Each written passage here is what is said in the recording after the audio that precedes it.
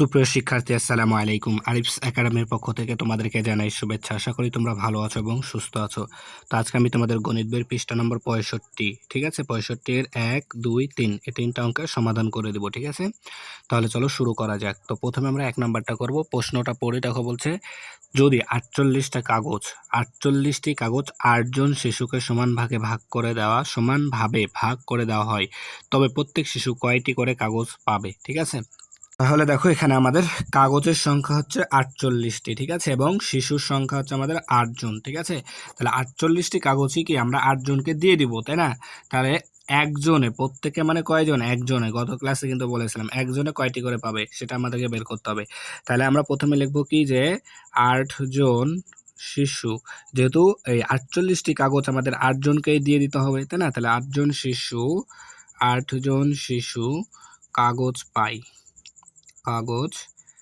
বা পাবে, ঠিক আছে, পাবে সমান সমান কতটি? 48টি।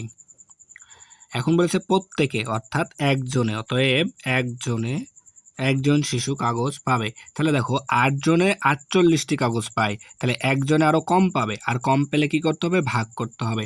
তাহলে এটা প্রথমে লিখবো, এখানে যে থাকবে তাকে প্রথমে লিখবো, তাহলে 48 লিখলাম।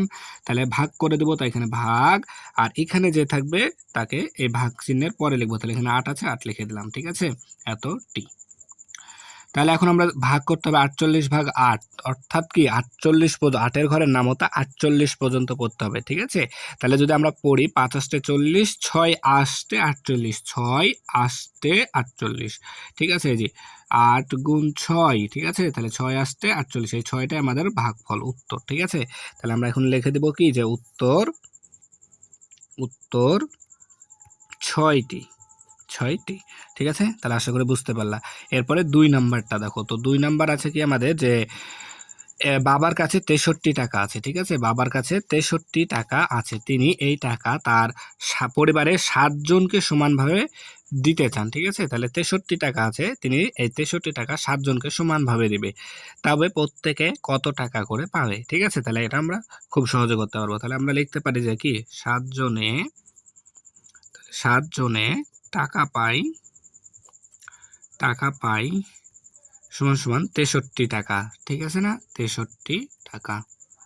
তাহলে এখন আমাদের বলেছে প্রত্যেকে, অর্থাৎ একজনে, তাহলে অতএব একজনে টাকা পায়। তাহলে এটা প্রথমে লিখতে হবে। দেখো, 7 জনে 63 টাকা পেয়েছে, তাহলে একজন আরো কম পাবে, কম পেলে ভাগ করতে হবে। তাহলে এখানে যে থাকবে তাকে প্রথমে লিখবো, ভাগ করে দিতে হবে সমানভাবে, তাই এখানে আমরা ভাগ চিহ্ন দিব। তারপরে এখানে যে থাকবে তাকে ভাগ চিহ্নের পরে লিখবো, তাহলে 7 টাকা, ঠিক আছে। তাহলে দেখো, এখন আমাদের 7-এর ঘরের নামতা 63 পর্যন্ত পড়তে হবে, তাই না?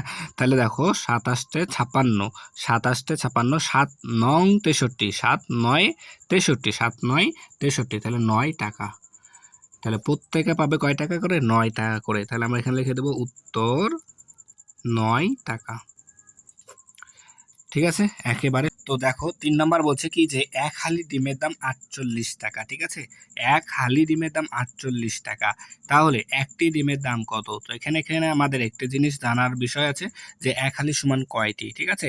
তো ভাইয়া দেখো, আমি আশা করি তোমরা জানো, ঠিক আছে, যে এক হালি সমান 4টি, ঠিক আছে, এক হালি সমান কয়টি? 4টি। তাহলে প্রথমে আমরা লিখে দেবো, যে আমরা জানি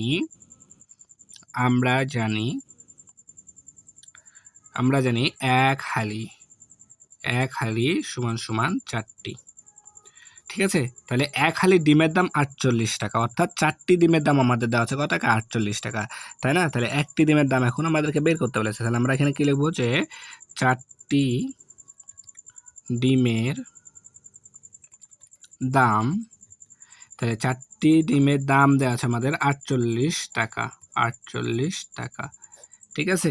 তবে একটি ডিমের দাম, তাহলে দেখো, 4টির দাম 48 টাকা হলে একটির দাম আরো কম হয়, আর কম হলে ভাগ করতে হবে। তাহলে এখানে যে থাকবে তাকে প্রথমে লিখবো, এরপর ভাগ চিহ্ন দিব, এরপরে এখানে যে থাকবে তাকে এখানে লিখবো 4 টাকা, ঠিক আছে।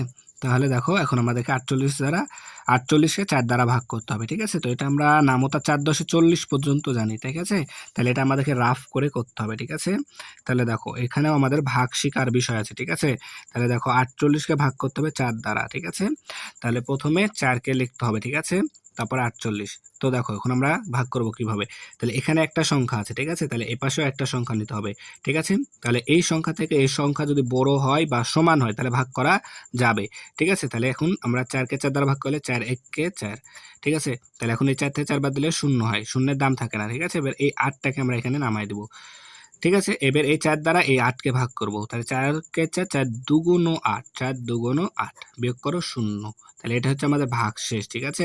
তাহলে দেখো এটা হচ্ছে আমাদের ভাগশেষ, ঠিক আছে? এটা হচ্ছে ভাজ্য, এটা ভাজক, এটা ভাগফল, এটা ভাগশেষ। ভাজ্য, ভাজক, ভাগফল, ভাগশেষ, ঠিক আছে? তাহলে ভাগশেষ 0, ভাগফল 12। এই 12 কে আমরা এখানে বসায় দেব। তাহলে 12 টাকা। তাহলে একটি ডিমের দাম আসছে আমাদের 12 টাকা। তাহলে উত্তর 12 টাকা, ঠিক আছে? তাহলে আশা করি অঙ্কগুলো বুঝতে পারলে, একবারে সহজ কিন্তু, ঠিক আছে? তাহলে আজকে এই পর্যন্তই। ভিডিওটি ভালো লাগলে অবশ্যই লাইক, কমেন্ট, শেয়ার করতে ভুলবেন না এবং পরবর্তী ভিডিও সবার আগে পেতে আমাদের চ্যানেলটি সাবস্ক্রাইব করে রাখো। আল্লাহ হাফেজ। আসসালামু আলাইকুম ওয়া রাহমাতুল্লাহ।